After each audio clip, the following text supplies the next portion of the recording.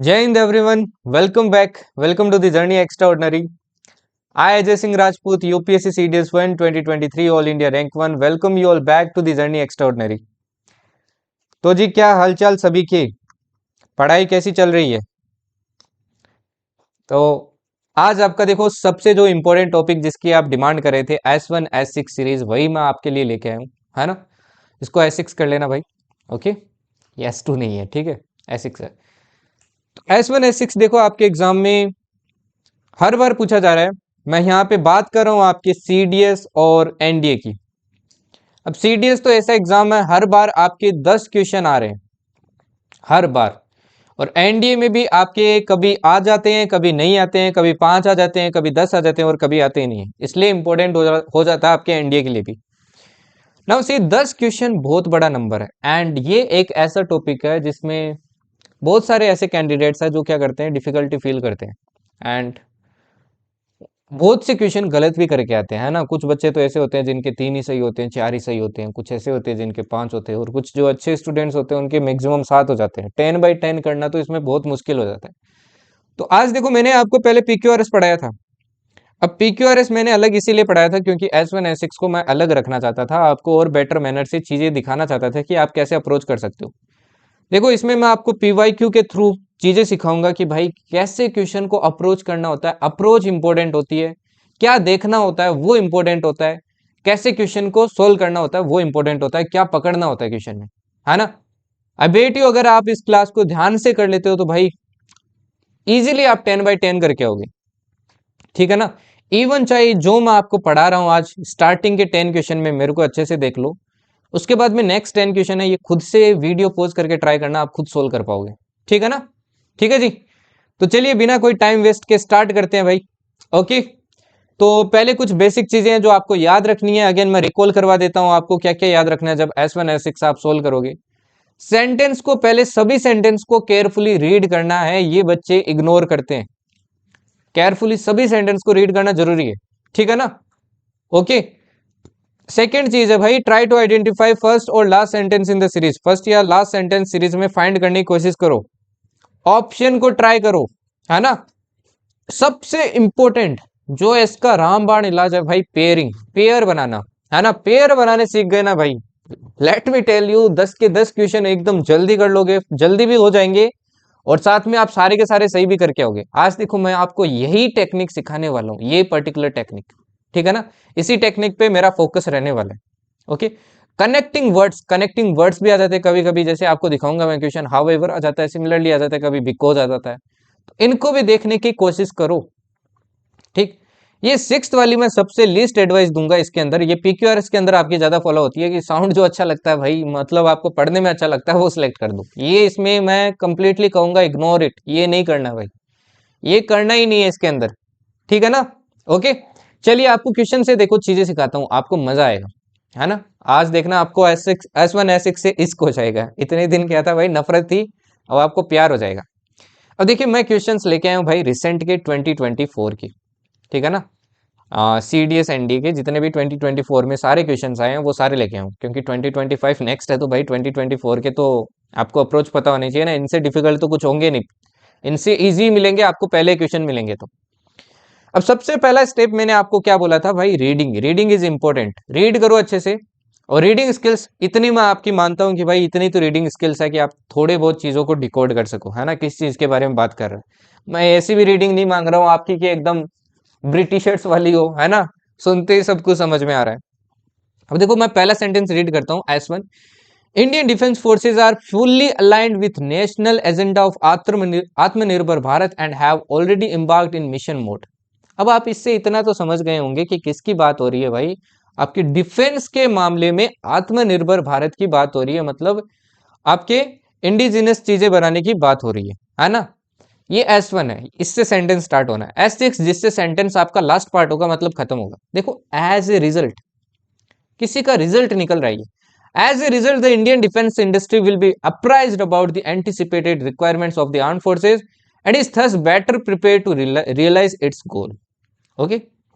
अब एक बार चारों पीक्यूआरएस पढ़ लो, हमेशा ध्यान रखना ये चीज करनी है, चारों पीक्यूआरएस पढ़ लो। अब एक बार ना जैसे ही S6 पढ़ो एक बार और S1 पढ़ लो ताकि आपको दिक्कत ना हो। Indian defence forces are fully aligned with national agenda of Atmanirbhar Bharat and have already embarked in mission mode. अब ये सारी चीजें जल्दी जल्दी करनी है, यहाँ पे मैं समझा रहा हूँ इसलिए टाइम ले रहा हूँ, ठीक है ना। अब PQRS एक बार सारे पढ़ लो। देखो P क्या कह रहा है, दिस विल प्रोवाइड अपॉर्चुनिटी। एक चीज हमेशा ध्यान रखो, S1 S6 जब आप सोल्व करते हो ना, ये PQRS, ये स्टार्टिंग के वर्ड्स ना बहुत इंपॉर्टेंट होते हैं, इन पे फोकस जरूर करना। देखो क्या लिखा है, this will provide opportunity to Indian industry. क्या चीज अब किसी के बारे में बोला होगा ना भाई इससे पहले, कौन सी चीज है जो क्या करेगी, इंडियन इंडस्ट्री को अपॉर्चुनिटी प्रोवाइड करेगी, कोई तो चीज होगी ना। तो मतलब पी से तो बहुत कम चांसेस स्टार्ट हो जाए। चलो एक बार छोड़ दो, इतना पढ़ लिया बहुत है भाई, ठीक है ना। फिर क्यों, देखो two positive indigenisation list comprising 101 and 108 items respectively have been issued. दो लिस्ट बनाई गई है जिनमें इतने इतने आपके क्या है, आइटम्स है। ओके ठीक है, क्यू को भी एक बार छोड़ो, आपको आइडिया नहीं लगा होगा। Projects fielded are aim to increase indigenisation of defence technology and reduce defence dependence on import. कि भाई ये जो आपके प्रोजेक्ट्स है ये किस पे आपके फोकस कर रहे हैं, कि भाई इंडिजिनाइजेशन पे ज्यादा फोकस करेंगे, मतलब मेड इन इंडिया पे ज्यादा फोकस करेंगे ताकि इंपोर्ट क्या करें, अपन कम करें। चलो अभी भी नहीं समझ में आया, चलो ठीक है, मैंने क्या कहा, चारों सेंटेंस पढ़ो पहले। यहाँ पे देखो, the list intended to implement ban on import of these items. ये देखो, ये समझ में आया भाई, द लिस्ट। अब लिस्ट की बात हो रही है, लिस्ट के बारे में आगे बता रहा है आपको। The list intended to implement ban on import of these items in a staggered manner up to 2025 and promote indigenous production। अब मेरे को यहां से तो एक चीज क्लैरिटी मिल गई भाई कि क्यों में, देखो सबसे पहले लिस्ट की बात की गई है कि टू पॉजिटिव इंडिजिनस आपकी लिस्ट निकाली गई है, और ये लिस्ट किस चीज के लिए बनाई गई है ये आगे एक्सप्लेन किया गया है। तो मेरे को पता चल गया कि भाई क्यों के बाद तो मेरे को कंफर्म है कि एस आएगा। ये मिल गया पेयर। ऐसे आपको पेयर बनाना भाई हर क्वेश्चन में, और हर एक क्वेश्चन में बनेगा, हर एक क्वेश्चन में, ठीक है ना। बस कुछ क्वेश्चंस में अप्रोच थोड़ी सी अलग रहेगी, कुछ में S6 देखेंगे अपन, और कुछ में आप डायरेक्ट आपके बन जाएगा, और कुछ में अपने को ऐसे ही पता चल जाएगा कि भाई S1 के बाद में ये आएगा। अब ऑप्शन पे चलते हैं। अब ऑप्शन पे जाएं तो क्या इसमें देखो QS है, S यहाँ पे, Q यहाँ पे, नहीं होगा भाई। क्या इसमें QS है, QS है भाई, बट देखो दूर बहुत है, इतना दूर नहीं होगा, Q के बाद डायरेक्टली S आएगा। क्या इसमें QS है भाई, क्या इसमें QS नहीं है, क्वेश्चन हो गया भाई सोल्व। अब ना सिर्फ कंफर्मेशन के लिए एक बार इसको पढ़ लेना, आपकी मर्जी है, पढ़ो तो पढ़ो, वरना अगर टाइम बाउंडेशन हो तब तो नहीं पढ़ना है। अगर टाइम आपके पास अलाउ कर रहा है, टाइम है इनफ, तो एक बार इसको रीड कर लेना। देखो जैसे two positive indigenisation list comprising 101 and 108 items respectively have been issued. The list intend to implement ban on import of these items in a staggered manner up to 2025 and promote indigenous production. Okay. Projects fielded are aimed to increase indigenization of different technologies and reduce dependence on import. आपको देखो इसी को further explain किया गया है कि ये क्यों किया गया है, ताकि अपन क्या कर सके, अपन इंडिजिनाइजेशन को प्रमोट कर सके, है ना, और इंपोर्ट्स को क्या कर सके, कम कर सके। दिस विल, अब देखो ये देखो आगे एक्सप्लेन कर रहा है ना, this will provide opportunity to Indian industry. देखो ये बैन लगा है, इसका अपॉर्चुनिटी किसको मिलेगा, इंडियन इंडस्ट्री को, तो पी आएगा लास्ट में। और देखो अपने आप पता चल गया ना भाई। तो इस तरीके से आप क्वेश्चन को बहुत जल्दी सोल्व कर सकते हो। चलो एक क्वेश्चन है, मैं आपको सारे के सारे करवाऊंगा एक लाइन में, है ना, ताकि आपको ये फील ना हो कि ये तो सिर्फ एक दो क्वेश्चन में लग रहा है। मैं देखो हर क्वेश्चन में लगा के दिखाऊंगा आपको। अब ये वाला देखो, अब देखो इसमें क्या बोला है, इसमें बोला है और कॉन्स्टिट्यूशन मेकर्स वर फुल्ली कॉन्शियस, कॉन्शियस का मतलब तो समझते हो ना भाई, किस चीज के बारे में कॉन्शियस थे, of the fact that the schedule caste and schedule tribes had been oppressed and underprivileged section of our society over the centuries and they deserved a special dispensation so that their condition may be vastly improved। कुल मिला के ये बात की गई है कि भाई कॉन्स्टिट्यूशन बनाने वाले जो लोग थे उनके माइंड में ये बात थी कि जो SC ST के लोग हैं इनको काफी ऑप्रेस किया गया पहले, और इनके लिए एक स्पेशल प्रोविजन, आपके स्पेशल प्लेस होना चाहिए कॉन्स्टिट्यूशन के अंदर। S6 देखो क्या बोला है, Consequently, as a result ही हो गया इसका मतलब, adequate safeguards were provided to these communities in our constitution। ठीक है जी। अब एक बार सारे सेंटेंस पढ़ लो भाई। पी देखो क्या कर रहा है, similarly they were also sensitive of the difficulties and problems which were likely to be faced by the person belonging to the Anglo-Indian community in the country। अब देखो यार, यहाँ पे देखो एंग्लो इंडियन कम्युनिटी की बात हो रही है, और फिर बोला गया है कि उनको देखो, इस सेंटेंस का मीनिंग क्या है, सिमिलरली उनको ये भी लगा कि जो आपके एंग्लो इंडियन कम्युनिटी है उनको भी सेम प्रॉब्लम्स फेस करने को मिल रही है ना। तो कॉन्सिक्वेंटली इन कम्युनिटी के लिए भी आपके एडिक्वेट सेफगार्ड्स क्या प्रोवाइड किए गए, कॉन्स्टिट्यूशन के अंदर प्रोवाइड किए गए। तो मतलब S6 से पहले तो P आएगा, ये मैं आपको बोल रहा था कि आप कभी कभी S6 भी यूज कर सकते हो, तो लास्ट में तो P आएगा। अगर लास्ट में P आएगा तो देखो ये दो एलिमिनेट हो गए। अगर आपको ये नहीं पता चलता है तो भी रिक्वायरमेंट नहीं है इस क्वेश्चन में। देखो मैं आपको आगे दिखाता हूँ, एक बार आगे के सेंटेंस रीड करो। One such provision related to the reservation of seats for these communities in the Lok Sabha and state legislative assembly. ठीक है, चलो। This provision found place in article 330 and article 332 of the constitution. देखो यहाँ पे क्या बोला है, one such provision related to the reservation of seats, इनकी बात हो रही है कि अगर इनके ऐसी एक प्रोविजन है आपके कॉन्स्टिट्यूशन के अंदर जो किस चीज के बारे में बात करती है, इनके रिजर्वेशन के बारे में बात करती है लोकसभा और राज्यसभा में। और ये जो प्रोविजन है कौन से आर्टिकल के अंदर मिलेगा, आर्टिकल 330 एंड 332। दो अलग आर्टिकल क्यों है, क्योंकि अपन देखो SC ST की बात करें तो दोनों का अलग अलग होगा। तो इससे आपको क्या पता चला भाई कि क्यू के बाद में आर आएगा। चलो इससे भी आपको आइडिया नहीं लग रहा है तो चलो एक और सेंटेंस देखो आगे। For this purpose several special provisions were incorporated in the constitution. अब देखो इस सेंटेंस में क्या बोला गया था कि आपके जो SC ST लोग हैं उनको काफी ऑप्रेस किए गए, ऑप्रेस किया गया है, तो उनके लिए क्या बनाना पड़ेगा, कुछ ना कुछ कॉन्स्टिट्यूशन में बनाना पड़ेगा। तो इसीलिए देखो आगे क्या बोला है, for this purpose several special provisions were incorporated in our constitution. अब देखो यहाँ पे लिखा है several special provision, one such provision, आगे देखो प्रोविजन को एक्सप्लेन कर रहा है। दिस प्रोविजन, इसी प्रोविजन की बात हो रही है, कहां पे मिलेगा, कॉन्स्टिट्यूशन के अंदर, इसके अंदर। तो मेरे को ये पता चल गया कि सबसे पहले S आएगा, फिर आपका Q आएगा, फिर आपका R आएगा। देखो वर्डिंग से ही आप क्या कर सकते हो, क्वेश्चन को सोल्व कर सकते हो, SQR, और लास्ट में P आएगा। अगर नहीं भी पता होता तो भी आप इसको क्या कर लेते भाई, सोल्व कर लेते। इस तरीके से देखो मैंने आपको मल्टीपल वेज बताए इस क्वेश्चन के अंदर अप्रोच करने के, है ना। जितनी आपकी अंडरस्टैंडिंग है उतनी अंडरस्टैंडिंग से आप क्वेश्चन सोल्व कर सकते थे। समझ आया ना भाई। अभी लगा कि S1 S6 कैसा है, इजी है कि टफ है। चलिए ये देखिए, अब ये वाला देखिए। अब इसमें देखो क्या बोला है, startup India is a flagship initiative of the government of India. Startup India की बात कर रहा है कि ये क्या है, फ्लैगशिप इनिशिएटिव है गवर्नमेंट ऑफ इंडिया के।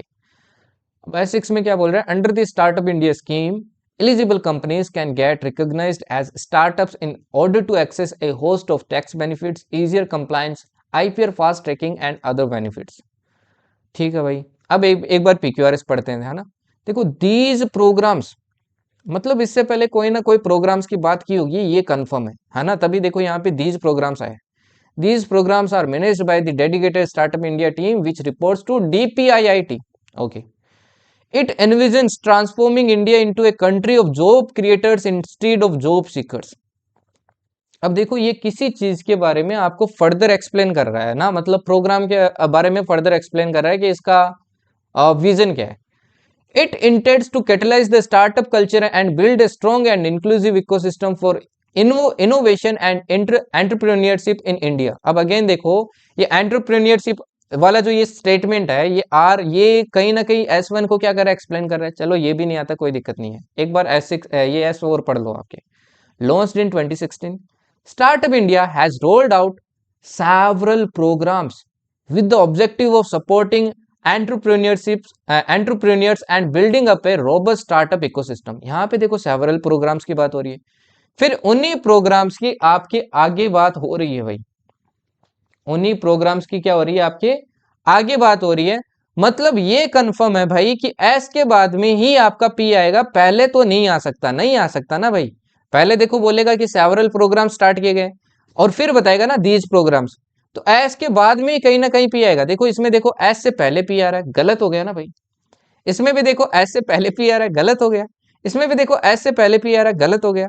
इसमें देखो एस के बाद में आ रहा है पी, कहीं आओ पर बाद में आना चाहिए, तो आंसर हो गया ये। बाकी इसको एक बार आप रीड भी कर लो। देखो पहले स्टार्टअप इंडिया बोला कि ये फ्लैगशिप इनिशिएटिव है, फिर इसके बारे में देखो आगे एक्सप्लेन किया, it intends to catalyse the startup culture and build a strong and inclusive ecosystem for innovation and entrepreneurship in India. इसके बाद में देखिए आगे क्या बोल रहा है, लॉन्च्ड इन 2016, बाद में बता रहा है कब लॉन्च हुआ, है ना। इसने कई सारे आपके प्रोग्राम्स क्या किया भाई, रोल आउट किया है। इसका आपका गोल क्या है कि आपके इंडिया को जॉब क्रिएटर्स बनाया जाए instead of job seekers. These programmes are managed by, तो आंसर क्या हो जाएगा भाई, डी हो जाएगा। अगेन सिंपल लगा ना क्वेश्चन, अभी सिंपल लग रहा है, इजी लग रहा है भाई। ओके, चलिए नेक्स्ट और देखते हैं। In India the first life stock census was conducted during 1920।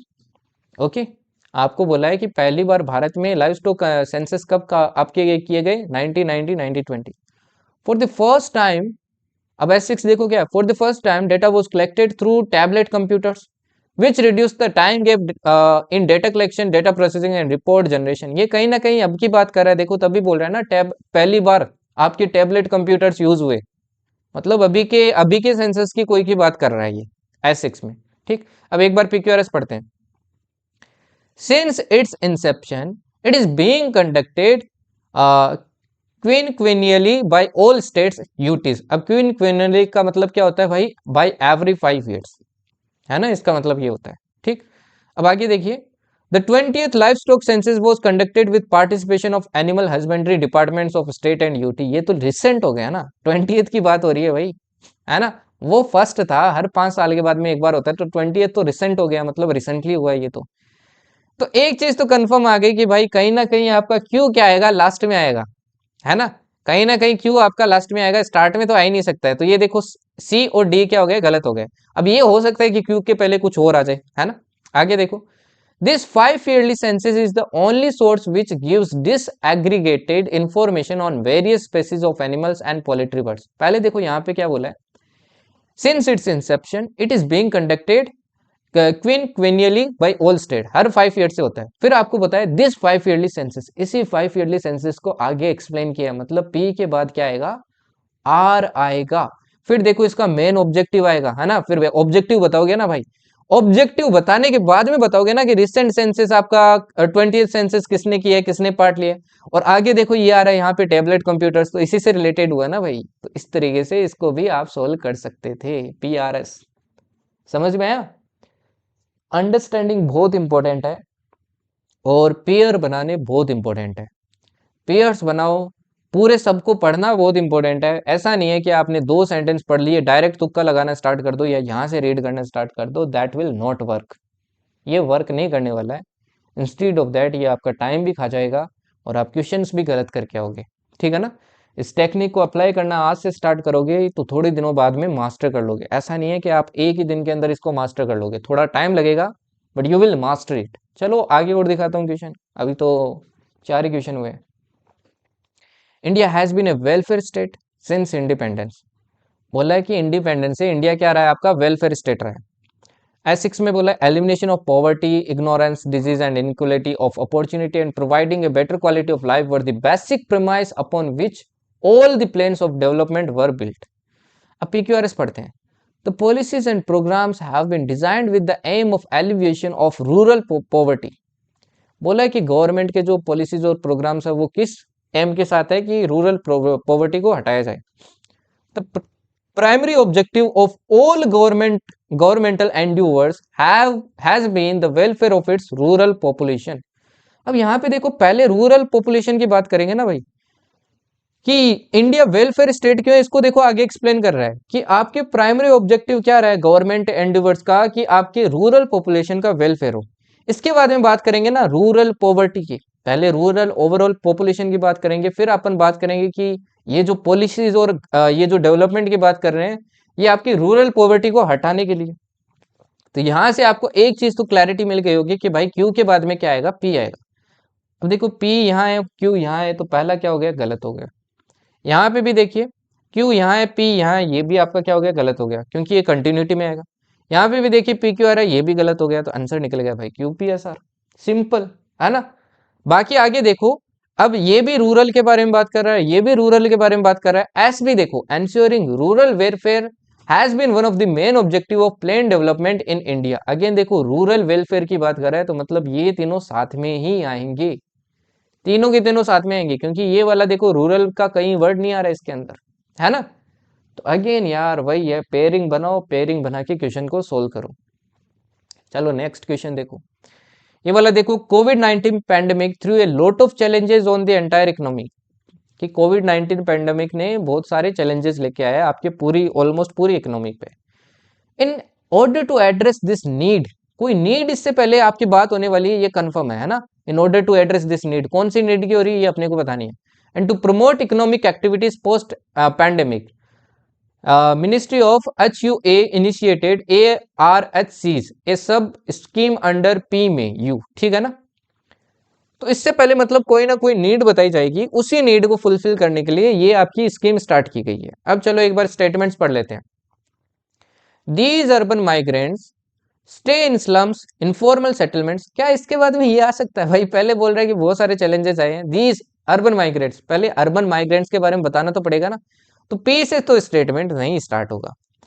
Hence, they need decent rental housing at affordable rate near their work site। यहाँ पे देखो नीड वर्ड आया है, नीड वर्ड। अब नीड वर्ड आया है तो भाई सेंटेंस के लास्ट में तो कंफर्म है यही आएगा, है ना। In order to address this need, तो क्यू से देखो एक ही खत्म हो रहा है, यहीं पे सेंटेंस खत्म था। बाकी चाहो तो आगे और पेयर भी बना सकते हो आप। देखो द बिगेस्ट चैलेंज वो, अब ये देखो hence they need decent rental, ये भी नहीं आ सकता आपके, है ना। इसके बाद क्यू से भी स्टेटमेंट नहीं स्टार्ट हो सकता, ये भी एलिमिनेट हो गया, अब दो बचे।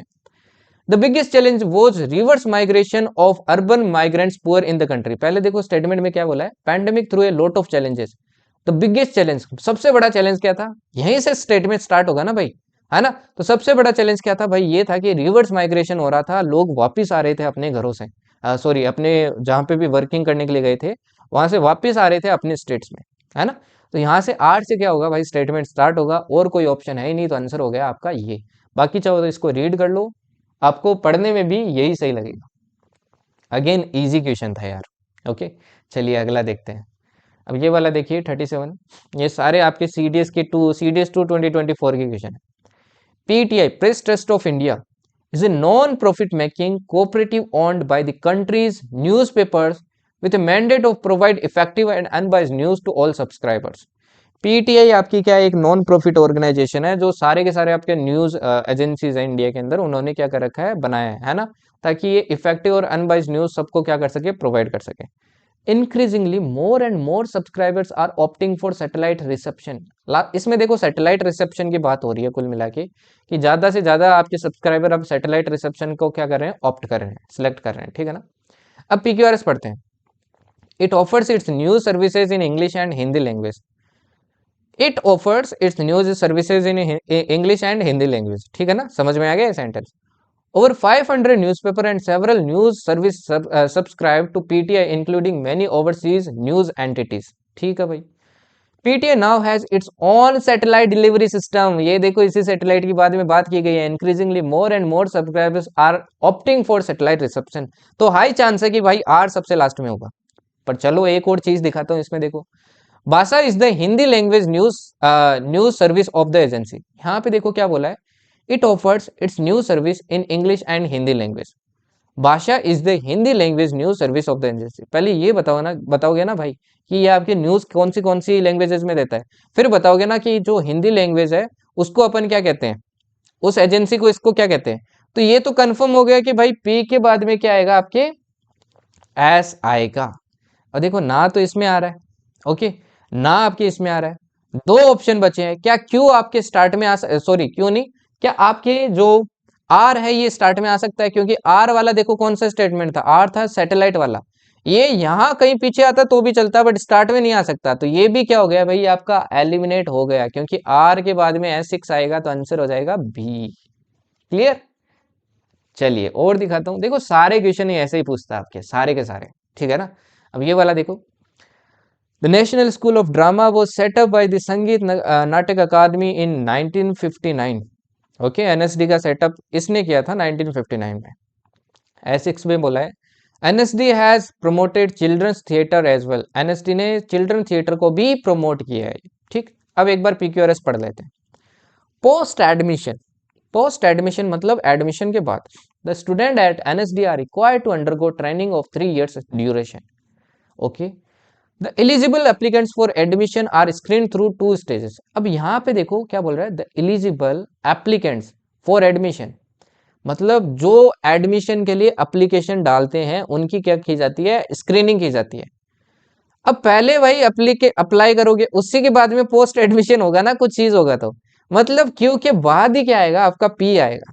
क्यू के बाद ही पी आएगा, है ना। Post admission the student at NSD are required to undergo training of 3 years duration, select होने के बाद। तो क्यू के बाद में पी आएगा, तो देखो इसमें क्यू के बाद पी नहीं आ रहा है, पी क्यू आ रहा है। इसमें क्यू के बाद पी आ रहा है, इसमें पी क्यू आ रहा है तो नहीं आ रहा है। तो ऑप्शन क्या बचे भाई, बी और सी बचा आपके। बट इसमें देखिए क्यू के बाद में बहुत लेट आपके पी आ रहा है, तो ये भी गलत है क्योंकि इंस्टेंट आना चाहिए। तो आंसर क्या हो जाएगा भाई, आंसर हो जाएगा आपका बी। ओके, बाकी चाहे रीड करके देखो बी को। फिर देखो सबसे पहले बोलिए कि कब सेटअप की गई है। In 1975 it become an autonomous organisation. पहले बोला है कि इस टाइम सेटअप हुई, फिर 1975 में ऑटोनोमस ऑर्गेनाइजेशन बन गई, ये भी सही है देखो, है ना। फिर आर आएगा, इसका ऑब्जेक्टिव बताया आर में, देखो द ऑब्जेक्टिव ऑफ, है ना। ऑब्जेक्टिव ये बाद में बताएंगे ना भाई, एडमिशन का क्या सीन है, समझ गए। चलिए नेक्स्ट देखिए अभी 39। 39 में देखो क्या बोला है, Gaganyaan is a national program wherein ISRO is leveraging the domain expertise of various agencies for expediting its execution. Okay? Gaganyaan को कौन लीड कर रहा है भाई, इसरो लीड कर रहा है, सभी ऑर्गेनाइजेशन को साथ में लेके, right. It will lay foundation for sustain Indian human space exploration programme in the long run. Okay, S6 बता रहा है कि ये आपकी इंडिया की कैसे स्पेस एक्सप्लोरेशन में कैसे एक फाउंडेशन स्टोन रखने वाला है। अब एक बार PQRS पढ़ते हैं। With this with this program a new vertical has been created within ISRO to steer this growth. Okay, the Gaganyaan program, देखो इसी प्रोग्राम को आगे एक्सप्लेन किया है, the Gaganyaan program, with this program the Gaganyaan program marks an inflection point in the growth profile of India's space endeavor. With this program a new vertical has been created within ISRO to steer this growth, है ना कहीं Q के बाद में P आएगा, ये आपको लग रहा है। पर एक लाइन और पढ़ो आगे, दिस न्यू वर्टिकल एनविसेस, देखो यहाँ पे बोला है with this new programme a new vertical has been created. This new vertical, इसी न्यू वर्टिकल को आगे एक्सप्लेन कर रहा है, मतलब ये कंफर्म है भाई कि P के बाद में क्या आएगा, R आएगा। अब देखो P के बाद R यहाँ पे आ रहा है, यहाँ पे नहीं आ रहा है, यहाँ पे भी नहीं आ रहा है, यहाँ पे आ रहा है। अब देखो ये पहले आएगा ना था भाई, द गगनयान प्रोग्राम मार्क्स, एक बार इसको एस को भी पढ़ लो, a new ISRO centre human space flight centre has been found for low earth orbit flights, ये तो नहीं आएगा भाई, है ना। इसके बाद में P थोड़ी आएगा, with this programme, with this programme तो इस प्रोग्राम के बाद में फॉलो करेगा, तो क्यू आएगा पहले, तो आंसर क्या हो जाएगा, क्योंकि क्यू के साथ P आएगा तो QPR होगा, ना कि SPRQ। अभी इजी लगा ना भाई। चलो लास्ट क्वेश्चन और देख लो इसी का। India has the largest youth population in the world. Okay, S6 देखो, the role of the development department of youth affairs is to act as a facilitator and catalytic agent for the youth development. ठीक है भाई, ये बताया कि आपके youth affairs का क्या रोल है। ओके, अब PQRS पढ़ते हैं। The department has also recognised adolescents as an important segment of the youth. कौन सा डिपार्टमेंट भाई, कौन सा डिपार्टमेंट, इससे पहले डिपार्टमेंट बताना पड़ेगा ना, तो P से तो स्टार्ट नहीं हो सकता।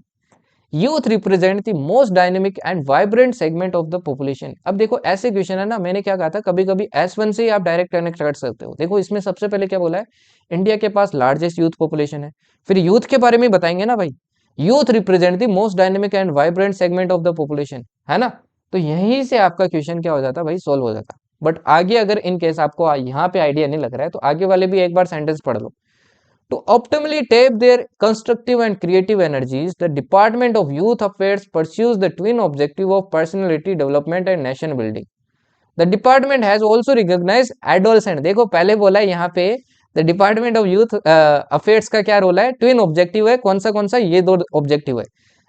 इसी डिपार्टमेंट ने आपके रिकॉग्नाइज किया एडोलसेंट्स को भी as important segment of the youth, है ना भाई। तो मतलब इसके बाद में आर के बाद में कंफर्म आपका क्या आएगा भाई, P आएगा। अब आर के बाद में P आएगा, देखो इसमें नहीं आ रहा है, इसमें आर के बाद P आ रहा है, आर के बाद P आ रहा है, बट स्टार्ट कहाँ से होगा भाई, यूथ बाद में थोड़ी बात करेंगे, यूथ की तो पहले बात करेंगे ना। तो आर के बाद P आ रहा है बट स्टार्ट में नहीं आएगा, इसमें आर के बाद P नहीं आ रहा है, तो ऐसे भी क्वेश्चन को सोल्व हो सकता था। फिर देखो other ministry and state government are also working to support youth development and to enable product youth participation. देखो पहले इस मिनिस्ट्री की बात कर ली, फिर कह रहा है कि और बाकी की जो यूनिवर्सिटीज में है ना, अब ये जो ऑल्सो वर्ड होता है ना, ये बहुत इंपॉर्टेंट होता है, आपको काफी जगह देखने को मिलेगा। आर मतलब इससे है ना किसी मिनिस्ट्री के बारे में बताया गया है, फिर इन मिनिस्ट्री मतलब ये मिनिस्ट्री भी आपकी क्या कर रही है, वर्क कर रही है, ये बताया गया है। तो आंसर क्या होगा, QRPS। क्लियर, ठीक है। चलिए नेक्स्ट देखिए। अभी अब बात करते हैं आपके, ये देखो मैंने थोड़ा ऐसा अरेंज कर दिया है क्योंकि ये आपके एकदम फ्लैट थे तो आपको छोटा दिखता है, इसलिए मैंने क्या कर दिया, इनको टुकड़ों में बांट दिया है। ओके, ऑप्शन अलग कर दिए, S1 S6 अलग कर दिए, ऑप्शन अलग कर दिए। अब ये भी आपके 2024 CDS1 के। अब इन क्वेश्चंस को ना आप खुद भी ट्राई करो पहले, मेरे से पहले, है ना। पॉज करो वीडियो को और सोल्व करने की कोशिश करो। अब देखो यहाँ पे क्या बोला है, the attorney general of India is appointed by the president of India. जिसने पॉलिटी पढ़ी है उसको तो डिफिकल्टी नहीं होना चाहिए इस वाले क्वेश्चन में, है ना। The attorney general of India is appointed by the president of India. यहाँ पे देखो क्या बोला है, he shall receive such remuneration as the president may determine, है ना। जितना प्रेसिडेंट जो सैलरी उसकी डिसाइड करेगा वही उसको मिलेगी, ये बोला है, ठीक। अब PQRS पढ़ लो। In the performance of his duties, पहला स्टेटमेंट मैं हमेशा बोलता हूँ कि ये जो पहली लाइन होती है ना आगे वाली, ये बहुत इंपॉर्टेंट होती है, इसको ध्यान से मार्क कर लिया करो। In the performance of his duties, duties की बात हो रही है। The attorney general shall have the right of audience in all courts in the territory of India. The attorney general shall hold office during the pleasure of the president. Any person qualified to be जज of the supreme court can be appointed for the post. अब देखो किसी post के बारे में बात कर रहे हो तो सबसे पहले क्या बात करोगे, सबसे पहले यही बात करोगे ना भाई कि वो पोस्ट कैसे आप अचीव कर सकते हो, है ना, उसकी क्वालिफिकेशन क्या है। तो ये देखो यहाँ पे क्वालिफिकेशन लिखी हुई है, any person qualified to be a जज of the supreme court can be appointed for the post. एक तो यहीं से आप डायरेक्ट ही कर सकते थे कि आर वाला एक ही ऑप्शन है और आर से स्टार्ट होगा, चलो ये नहीं पता है कोई दिक्कत नहीं है, एक बार ऐसे और पढ़ लो। The duty of the attorney general, यहाँ पे देखो ड्यूटीज बताई गई है। In the performance of his duties, उसी ड्यूटीज को आगे एक्सटेंड किया गया है, मतलब एस के बाद में कंफर्म पी आएगा, है ना। पहले देखो ड्यूटीज बताइए, फिर उन्हीं ड्यूटीज के अंदर एक्स्ट्रा और बताया आपकी कि जब वो ड्यूटीज परफॉर्म करता ही है तो वो किसकी तरह क्या करेगा, एक्ट करेगा, उसके पास पावर क्या है वो बताई गई है, ठीक है ना।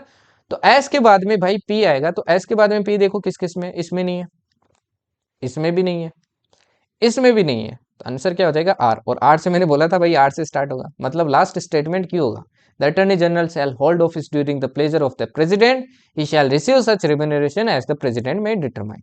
Clear, simple. चलिए नेक्स्ट देखिए। अब ये वाला अगेन पॉज करो और सोल्व करने की कोशिश करो। अब देखो कोविड वाला इसमें भी आया था और आपके इस बार भी आया था। बोला COVID-19 was a health catastrophe that caused great distress. Okay. S6 है, it triggered the movement of more than 7 million people through lockdown and post lockdown periods. ठीक है जी। अब एक बार स्टेटमेंट पढ़ लो। इंडिया ऑल्सो अंडरटुक दी वंदे भारत मिशन। देखो पहले क्या बोला है, COVID-19 was a health catastrophe that caused great distress।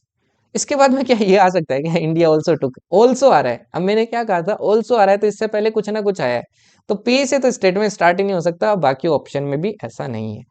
आगे देखो, made in India vaccine were sent to more than 90 countries on the commercial and grant basis. इसके बाद में ये कैसे आ सकता है, नहीं आ सकता ना, directly made in India vaccine की बात हो गई है यहाँ पे। चलो इसको देखो, India justified its credentials as a global HADR player deploying rapid response teams to Maldives, Kuwait and Mauritius, launching the multifaceted mission Sagar. इसमें बताया गया कि इंडिया ने अपने क्रीडेंशियल्स कैसे जस्टिफाई किए कि भाई हाँ वो आपका एक ग्लोबल प्लेयर है, किसमें, आपके ह्यूमन डिजास्टर मैनेजमेंट में, है ना, वो बताया गया इसमें। और इसमें देखो ड्यूरिंग द पैंडेमिक, अब देखो COVID-19 was a health catastrophe that cause great distress during the pandemic. आगे इस पैंडेमिक के बारे में बात की जा रही है, एक्चुअल में इसको आगे यही एक्सटेंड कर रहा है अभी तक जितने स्टेटमेंट पढ़े। चलो इससे आइडिया नहीं लग रहा है, आगे देखो, during the pandemic India reestablished its credentials as the pharmacy of the world by supplying medicine and equipment to over 150 countries in the face of daunting logistical challenges। अब ये तो कंफर्म है भाई, स्टेटमेंट आपका किससे स्टार्ट होगा, S से start होगा। अब एस से देखो दो ऑप्शन है, ये मतलब हो नहीं सकता, ये हो नहीं सकता। अब दो ऑप्शन है, या तो एस के बाद में क्यू आएगा या पी आएगा। और एक चीज देखो यहाँ से कंफर्म होगी, एस के बाद में कहीं ना कहीं आपका आर आएगा, बट दोनों में देखो आर की पोजीशन सही है तो वो आप आइडिया नहीं लगा सकते हो, है ना, मतलब यहाँ पे तो आर आएगा। अब यहाँ पे पता करना है क्यू आएगा कि पी आएगा। अब देखो यहाँ पे बात कर लिए कि इंडिया ने अपनी जो फार्मेसी ऑफ द वर्ल्ड है, ये क्रीडेंशियल है, ये कैसे रिस्टेब्लिश किया, कैसे किया भाई, इसने आपके मेडिसिन और इक्विपमेंट 150 कंट्रीज को भेजे। और क्या भेजा, और कुछ भेजा है क्या, देखो और कहीं लिखा है क्या, made in India vaccine were send to more than 19 countries. इसी को देखो फर्दर एक्सटेंड कर रहा है कि मेड इन इंडिया वैक्सीन भी भेजी गई 90 कंट्रीज को कॉमर्शियल और ग्रांट बेसिस पे। तो क्या आएगा, एस के बाद में क्यू आएगा, है ना। फिर देखो बोला है कि आपका मिशन सागर हुआ, आपका वंदे भारत मिशन हुआ, तो मिशन के बाद मिशन आएगा ना भाई, आर के बाद में पी आएगा, तो आंसर क्या हो जाएगा, ए। तो ये वर्डिंग्स पकड़ो यार, वर्डिंग्स पकड़ना बहुत इंपॉर्टेंट है। चलिए नेक्स्ट देखिए, द न्यू डेवलपमेंट बैंक, इसके बारे में तो मैंने रील ही बनाई थी आपके इंस्टाग्राम पे, देखी होगी आपने, है ना, कौन सा वाला, आपका ब्रिक्स वाला, है ना, ब्रिक्स ब्रिक्स नेशंस ने तो इसको सेटअप किया था। The new development bank has been instituted with a vision to support and foster infrastructure and sustainable initiatives in emerging economies. Okay, ये बताया गया है कि न्यू डेवलपमेंट बैंक आपका क्यों सेटअप किया गया।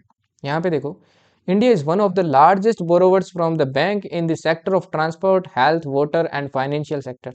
ये जितने भी सेक्टर्स है इसमें इंडिया आपका क्या है, इसका लार्जेस्ट बोरोवर है, मतलब लोन ले रखा है सबसे ज्यादा इंडिया ने इन सेक्टर्स के अंदर। अब एक बार देखते हैं, the purpose of the bank is to mobilize resources for infrastructure and sustainable projects in the BRICS and other emerging economies। आगे फर्दर बता रहा है कि भाई इस बैंक का पर्पज क्या है, हो सकता है पी से स्टार्ट हो सकता है, प्रोबेबिलिटी है, ठीक, हाई चांस है। आगे और पढ़ लेते हैं एक बार। Each member country has a shareholding of 20%। बोला हर मेंबर कंट्री के पास 20% का इसके अंदर शेयर है, मतलब हर कंट्री, 5 नेशंस है, आगे देखो उस स्टेटमेंट में 5 नेशंस ने 20-20% डाल रखा है। अब देखो, the founding members of the NDB are Brazil, Russia, India, China, South Africa, brought in capital USD $1 billion as initial contribution। आपको यहाँ बताया गया है कि इसके फाउंडिंग मेंबर्स कौन थे, ये थे, सबने मिला के $1 बिलियन आपके डाला था इसके अंदर, है ना, इन्वेस्ट किया था। India and 4 other founding members have equal share holding in the bank. अब एक चीज देखो, यहाँ पे आ रहा है each member country has a shareholding of 20%, और यहाँ पे लिखा है कि India and 4 founding members have equal share holding. पहले तो ये बताया गया कि हर नेशन का इक्वल शेयर होल्डिंग है ना, और बाद में बताया गया कि हर नेशन का 20% का शेयर है आपके हर एक के अंदर, है ना, हर एक कंट्री का। तो एस के बाद में तो कंफर्म है ना भाई, क्यू आएगा, एस के बाद में तो कंफर्म है ना, क्यू आएगा, ठीक। तो एस के बाद में क्यू देख लो, इसमें नहीं है, एस के बाद में क्यू, इसमें नहीं है, एस के बाद में क्यू, इसमें नहीं है, इसमें है। देखो तो कहाँ से स्टार्ट होगा, देखो सबसे पहले बैंक के बारे में बताया, बैंक के फाउंडिंग मेंबर्स बताएंगे, फिर बताएंगे कि पैसा कैसे लगाया, फिर अपन इसका ऑब्जेक्टिव बताएंगे, फिर बताएंगे कि भाई इंडिया ने क्या बोरो किया, तो आंसर क्या हो जाएगा, डी। समझ गए। चलिए नेक्स्ट देखिए, अगेन वर्डिंग से ही है भाई, सब कुछ पूरा खेल ही वर्डिंग्स का है। ये वाला देख लो कितना डिफिकल्ट है, ये डिफिकल्ट क्वेश्चन है, फिर भी देखो मैं आपको करके दिखाता हूँ ये कितना इजी क्वेश्चन है, कितना ज्यादा। Ayurveda literally means science of life. It is about the inter relationship between these aspects. कौन से एस्पेक्ट्स की बात कर रहा है मेरे को नहीं पता है, उनके इंटर रिलेशनशिप के बारे में बोला गया कि ये किसके बारे में, inter relationship between these aspects के बारे में। ओके चलिए अब देखते हैं। Ayurveda has evolved from the various Vedic hymns rooted in the fundamental philosophies about life, disease and health। ठीक है भाई, यहां से भी सेंटेंस स्टार्ट हो सकता है। Ayurveda takes an integrated view of physical, mental, spiritual and social aspects of human beings। It is about the interrelationship between these aspects। मतलब सेंटेंस कंफर्म हो गया कि क्यू से क्या होगा भाई, एंड होगा, तो क्यू से देखो सिर्फ एक ही एंड हो रहा है, यही आपका आंसर होगा। अब चाहे इसको रीड करके देख लो, देखा Ayurveda literally mean science of life. Ayurveda has evolved from various Vedic hymns rooted in the fundamental philosophies about life, disease and health। ये हिस्ट्री के बारे में बता रहे हैं इसकी कि कैसे इवॉल्व हुआ, है ना। उसके बाद में देखो, the Charaka Samhita and Sushruta Samhita which developed around this are the main treatises of Ayurveda. Further देखो इसी हिस्ट्री को एक्सप्लेन कर रहा है ना। फिर देखो, according to Ayurveda health is considered as a prerequisite for the achieving the goals of life, dharma, artha, come and मोक्ष। ओके इसके बाद में देखो, Ayurveda takes an integrated view of this and social aspects of human beings. It is about the interrelationship between this aspects. Easy लगा ना भाई। Okay चलिए इसको पॉज कीजिए, आप सोल्व करने की कोशिश कीजिए।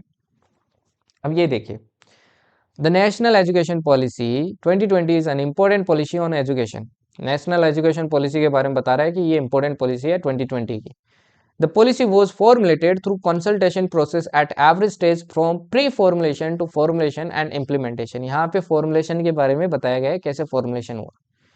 तो इसके बाद में देखो क्या आएगा, टू फुलफिल इट्स ऑब्जेक्टिव। हो सकता है यहाँ से स्टार्ट। अब ऑब्जेक्टिव क्या है यही तो नहीं पता अभी तक अपने को, क्या यहाँ से स्टार्ट हो सकता है? टू फुलफिल इट्स ऑब्जेक्टिव, पहले ऑब्जेक्टिव तो पता होना चाहिए। अभी तक अपने ने बस इतना पढ़ा है कि नेशनल एजुकेशन पॉलिसी है, इंपॉर्टेंट पॉलिसी है। अब इसका ऑब्जेक्टिव अभी तक अपने को पता ही नहीं है। जब तक नहीं पता होगा तब तक अपन कैसे स्टार्ट कर सकते हैं? तो पी से तो कंफर्म है भाई आपका सेंटेंस स्टार्ट नहीं होगा। It has come after 34 years replacing the national policy on education 1986। क्या इससे सेंटेंस स्टार्ट हो सकता है? हो सकता है ना भाई। देखो पहले बोला national education policy 2020 important policy, ये 34 साल के बाद में आई है क्योंकि पहले 1986 में आई थी, उसको इसने क्या किया, रिप्लेस किया। तो क्यू से हाई प्रोबेबिलिटी है कि स्टार्ट हो सकता है।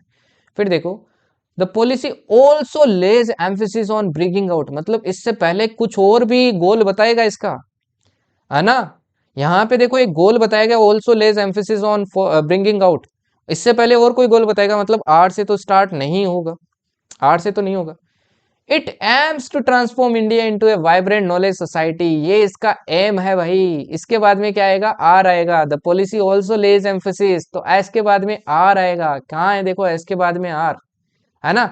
एस के बाद में कहीं ना कहीं आपका आर फॉलो होगा। तो इसमें देखो आर पहले है, इसमें भी आर पहले है, इसमें एस के बाद में आर है, इसमें क्या है, एस के बाद में आर है। तो ये तो कंफर्म हो गया कि एस के बाद में कहीं ना कहीं आपका क्या आएगा भाई, आर आएगा, है ना। एस के बाद में आपका कहीं ना कहीं आर आएगा। अब नेक्स्ट क्वेश्चन आता है कि क्यों, क्या आपका एस से पहले आएगा कि एस के बाद में आएगा? देखो यार क्यों तो पहले आएगा ना, मैंने क्या बोला, इसके बाद में इसको आगे एक्सप्लेन किया गया है, फिर इसका एम बताया गया है ना। अब यहाँ से भी देखो एक और इम्पोर्टेंट चीज है, पॉलिसी बता दिया कि पॉलिसी इस पे भी एम्फेसिस करती है, टू फिलफिल इट्स ऑब्जेक्टिव। यही तो ऑब्जेक्टिव हो गए, तो मतलब ये बाद में फॉलो होगा, पी तो बाद में फॉलो होगा, है ना। पी तो आपका बाद में फॉलो होगा।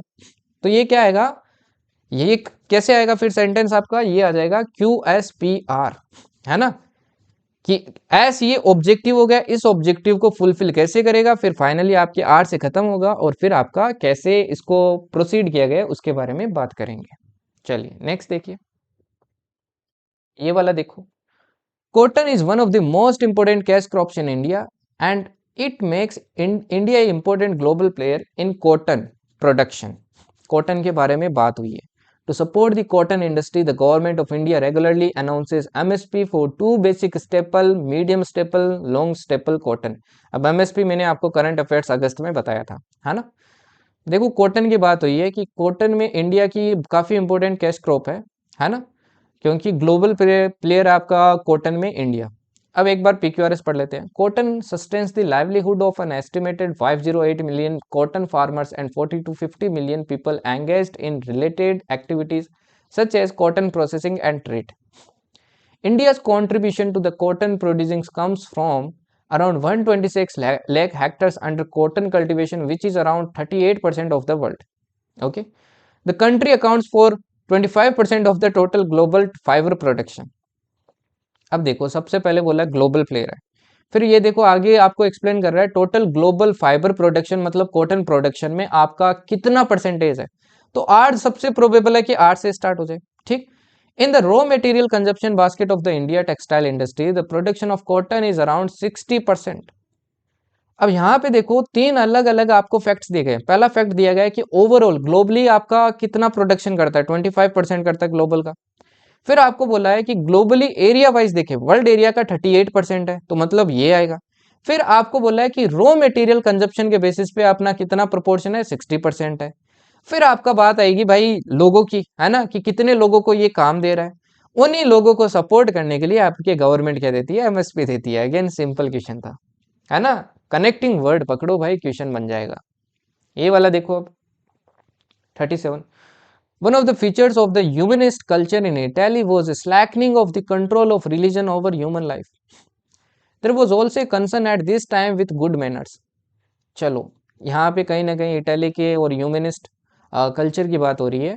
आपके रिलीजन की बात हो रही है। एक बार PQRS पढ़ते हैं, देखो। Though they were not religious, Italians were strongly attracted to material wealth, power and glory. Okay. He wrote a pamphlet defending acquisition on wealth as a virtue. कौन, किसके बारे की बात कर रहा है? मतलब पी के बाद में क्यों तो नहीं आएगा, पी के बाद में क्यों तो नहीं आएगा। यहाँ पे देखो पी के बाद में क्यों आ रहा है, क्योंकि ही रोटे मतलब किसी का नाम तो आएगा ना, किसने लिखा भाई। इन ऑन प्लेजर लोरेंज वाला अनदर ह्यूमनिस्ट, ये किसी का नाम है, ये इसकी किताब है। Criticize the Christian injection against pleasure. Another humanist, यहाँ पे देखो वर्ड लिखा अनदर ह्यूमनिस्ट, मतलब एक और ह्यूमनिस्ट आएगा, देख लेते हैं। Francisco Barbaro was a humanist from Venice.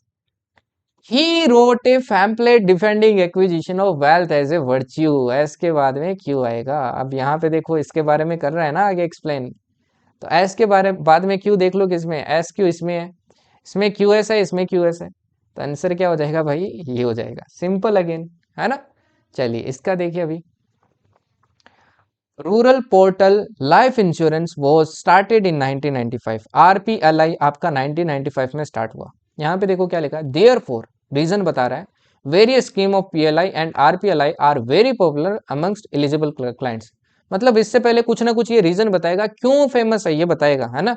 इतनी पॉपुलर क्यों है लोगों के बीच में, इससे पहले कुछ ना कुछ रीजन बताएगा। अब PQRS पढ़ते हैं। It also aims to spread insurance awareness among the rural population. It also मतलब प्राइमरी एम ये नहीं है, प्राइमरी एम कुछ और होगा, ऑल्सो एम्स बोला है ना, मतलब प्राइमरी एम बताया जाएगा, तो पी से तो स्टार्ट नहीं होगा, पी आपका ऑप्शन में है भी नहीं, देखो स्टार्टिंग में। However PLI and RPLI continue to offer life insurance cover at a lower premium rate and higher bonus। अपन तो RPLI की बात कर रहे हैं, यहाँ से कैसे स्टार्ट हो सकता है स्टेटमेंट, नहीं हो सकता ना, तो क्यू से तो स्टार्ट ही नहीं हो सकता, क्योंकि ये तो PLI के बारे में भी बात कर रहा है, अपन तो RPLI से स्टार्ट किए। द प्राइम ऑब्जेक्टिव, अब देखो प्राइम ऑब्जेक्टिव के पहले बात होगी, उसके बाद में बात होगी आपके जो सेकेंडरी ऑब्जेक्टिव है, इट ऑल्सो एम्स, है ना। तो आर के बाद में कंफर्म है भाई पी आएगा। अब देखो इसमें आ रहा है आर के बाद में पी, इसमें भी देखो आर के बाद पी नहीं आ रहा था, इसमें भी देखो आर के बाद पी नहीं आ रहा था, तो ऐसे भी एलिमिनेट कर सकते थे। इसमें देखो आर के बाद में पी नहीं आ रहा है, तो आंसर हो जाएगा ये। अब एक बार रीड करो, आपको खुद पता चल जाएगा। The prime objective of the scheme is to provide insurance cover to the rural public in general and to benefit weaker section and women workers of rural areas in particular. It also aims to spread insurance awareness among the rural population, है ना। अब आगे देखो, with liberalization of the insurance sector, postal life insurance and rural postal life insurance, यहाँ से PLI और RPLI की बात हो रही है, are operating in a very competitive market. However, PLI and RPLI continue to offer life insurance cover at a lower premium rate and higher bonus. Therefore, ये देखो इसको आगे फर्दर बता रहा है ना कि ये अभी भी आपके कम रेट पे चीजें दे रही है, इसीलिए ये क्या है, बहुत पॉपुलर है। ऐसे भी कर सकते थे कि क्यू से क्या होगा भाई, एंड होगा, है ना, तो ये दो ऐसे एलिमिनेट हो जाते हैं। इजी है ना अभी। अब ये एक क्वेश्चन आपका HW है, इजी है, ट्राई करना भाई। सिर्फ एक इतना हिंट दूंगा इस क्वेश्चन में कि सिर्फ एक वर्ड पकड़ना है और वो एक वर्ड पूरा क्वेश्चन सोल्व कर देगा, सारे ऑप्शन एलिमिनेट कर देगा, इतना ईजी है ना। अब वो देखना कि आपके S1 में देखो, digital locker is a key initiative under digital India aimed at transforming India into a digitally empowered society and knowledge economy. यहाँ पे देखो, these legacy documents can be electronically signed using the e sign facility. कौन से these legacy, कौन से legacy, अब देखना कहाँ पे लेगेसी है ना। तो देखना भाई इसका आंसर क्या होगा, इसका आंसर बताना मेरे को कमेंट सेक्शन में, और कमेंट में प्लीज आंसर बताना, जिसका भी सही होगा उसको मैं पिन कर देगा, ठीक है ना। प्लीज आंसर बताना। अब ये लास्ट क्वेश्चन देख लो आज का, नैनो मिशन प्रोग्राम, है ना, नैनो मिशन प्रोग्राम। अब नैनो मिशन प्रोग्राम का देखो भाई क्या सीन है। Nano mission program was initiated in 2007। The efforts of this mission are evident through India's global ranking based on the publication in SCI journals. Okay, nano mission के programme का पता है आपको स्टार्ट कब हुआ सबसे पहले। अब PQRS पढ़ते हैं। The nano mission is likely to pave the path for India's domination in cutting edge science. ये बता रहा है कि नैनो मिशन इंडिया का पाथ, मतलब इंडिया की प्रोग्रेस कैसे होगी वो आपको बताया। Its goal is to foster, promote and develop all aspects of nano science and nano technology. Okay, इसका गोल बता रहा है भाई, कुल मिला के गोल बता रहा है। यहाँ पे देखो, this is an umbrella program which promotes basic research and focuses on nanotechnology adaptation and transfer to industry for use by masses। अब देखो सबसे पहले नैनो मिशन बताया, और फिर देखो नैनो प्रोग्राम है ना यहाँ पे, इसी प्रोग्राम को देखो फर्दर एक्सप्लेन कर रहा है, this is an umbrella program. तो आंसर आर से स्टार्ट होगा, तो आंसर यहीं से निकल गया भाई, आर आएगा, है ना। इस यहीं से आपका क्या निकल गया, आंसर निकल गया कि भाई आर आएगा। फर्दर देखो क्यू के बाद में आपका एस आएगा, the support under this x tends, इसी के अंडर आपका सपोर्ट किस किस को दिया गया है ये आपको बताया गया है, तो क्यू के साथ पेयर बनेगा एस का, है ना। तो क्यू एस यहाँ बन रहा है, यहाँ नहीं बन रहा है, यहाँ नहीं बन रहा है, यहाँ नहीं बन रहा है, एक ही बन रहा है, आंसर हो जाएगा ये। तो इसी के साथ यार आपकी क्लास होती है S1 S6। I hope you enjoyed the class. आज तक आपने ऐसे S1 S6 नहीं पढ़ा होगा, आपको समझ में आया होगा कि एक्चुअल में क्या पिक करना होता है अपने को क्वेश्चन में, क्वेश्चन को इजीली सॉल्व करने के लिए, है ना। तो यही चीज़ें होती है यार, यही जो एक्सपीरियंस होते हैं आपके, है ना। कुछ जगह एक्सपीरियंस ज़्यादा मैटर करते हैं रेदर देन आपके रूल्स एंड ऑल दैट। तो वही एक्सपीरियंस मैंने आपके साथ शेयर किया। इसी तरीके से मैं S1 S6 ऑलमोस्ट सारे से ही करता हूँ, है ना। I hope you enjoyed it. तो एक चीज़ ध्यान रखना आप, वन थिंग, आप इसको ऐसा नहीं है कि आज आपने पढ़ लिया कल आपकी A to Z सही होंगे।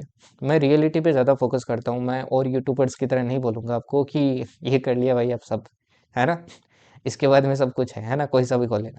देखो गलत होंगे, बट द थिंग इज़ कि प्रैक्टिस इंपॉर्टेंट है इसके अंदर, है ना। इस टेक्निक को समझने के लिए आपको प्रैक्टिस करनी पड़ेगी। प्रैक्टिस नहीं करोगे तो नहीं कर पाओगे, आप भूल जाओगे थोड़े टाइम बाद में, है ना। प्रैक्टिस से आपकी अप्रोच सीखी जाती है, आप उसको मास्टर कर पाते हैं। तो मास्टर करना बहुत ज़रूरी है, और मास्टर कब कर पाओगे, जब आप प्रैक्टिस करोगे। तो प्रैक्टिस इट यार, है ना। अब इसी के साथ देखो मैंने आपको क्या क्या करवा दिया, 10 PQRS आपके फिक्स करवा दिए भाई, ओके। 10 आपके S1 S6 फिक्स करवा दिए, 10 आपके parts of speech identification fix करवा दिए, ओके। आपके फ्रेजल वर्ब के मैंने क्वेश्चंस करवाए थे, फ्रेजल वर्ब्स। तो लगभग देखो 30 क्वेश्चंस कवर कर चुके हैं। आगे भी मैं आपको बाकी के जितने पार्ट्स हैं वो भी कवर करवा दूंगा, डोंट वरी, सब कुछ करवाऊंगा, ओके। रेस्ट पीडीएफ यार यहाँ पे मिल जाएंगी, जीए सेक्शन अपना चल ही रहा है, तो पीडीएफ सारी यहाँ मिल जाएगी आपको। The journey extraordinary channel search कर लेना, टेलीग्राम के ऊपर आपको मिल जाएगा। अदरवाइज कमेंट्स के अंदर आपके पिंड मैसेज रहेगा, उसके अंदर लिंक रहेगा, वहाँ से भी ज्वाइन कर सकते हो। You can also join me on our official application the journey extraordinary. यहाँ पे आपको फ्री एसएसबी कोर्स मिल जाएगा, उसको आप देख सकते हो अगर आपका एसएसबी शेड्यूल है। Rest you can also follow me on the Instagram, यहाँ पे मैं एजुकेशनल रील्स आपके अपलोड कर रहा हूँ, है ना। करंटली मैं जो इंटरनेशनल ऑर्गेनाइजेशन है वो अपलोड कर रहा हूँ, क्योंकि एग्जाम में पूछी जाती है तो काफ़ी इंपॉर्टेंट हो जाती है। So watch out those are very important, okay.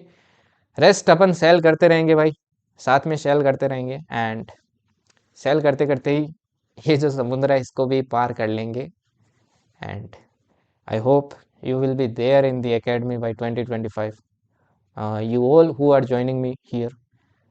बस ट्रस्ट रखो, जैसे पहले रिजल्ट दिया आपको वैसा रिजल्ट अभी भी दूंगा, है ना। अभी तो अपन ने 2024 में स्टार्ट किया था, अभी तो एंड ही नहीं हुआ है, but it was a great journey with you all guys, है ना।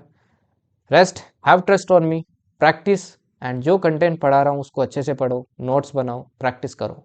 प्रैक्टिस इज़ वेरी इंपॉर्टेंट, ठीक है जी। चलिए फिर नेक्स्ट क्लास में मिलते हैं। थैंक यू एंड जय हिंद।